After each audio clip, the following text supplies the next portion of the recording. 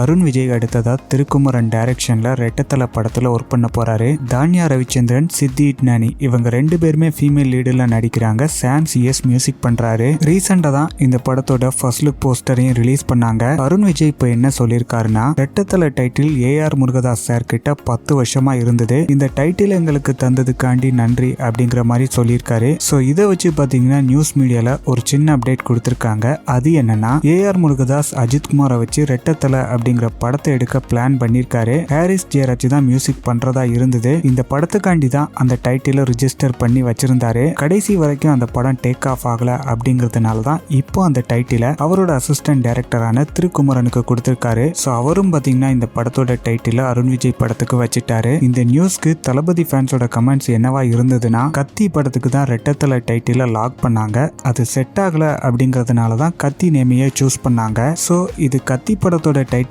தான் அப்படின்னு சொல்லி ஒரு சில ஃபேன்ஸ் கமெண்ட்ஸ் பண்ணிக்கிட்டு இருக்காங்க. இன்னும் சில ஃபேன்ஸ் பாத்தீங்கன்னா, தளபதியை வச்சு ஏஆர் முருகதாஸ் T65 படத்தை எடுக்கிறதா இருந்தது. அவர் டிராப் ஆனதுக்கு அப்புறமா தான் நெல்சன் அந்த படத்தை எடுக்க ஆரம்பிச்சாரு. ஸோ T65 படத்தோட டைட்டில் தான் ரெட்டத்தலை அப்படின்னு சொல்லி கமெண்ட்ஸ் பண்ணிக்கிட்டு இருக்காங்க. ரெட்டத்தலை டைட்டில் ஏஆர் கிட்ட இருந்தது கன்ஃபார்மான அப்டேட் தான். ஆனா அந்த டைட்டிலை யாருக்காண்டி வச்சிருந்தாரு அப்படிங்கறத அவர் சொன்னா மட்டும்தான் கன்ஃபார்ம் ஆகும்.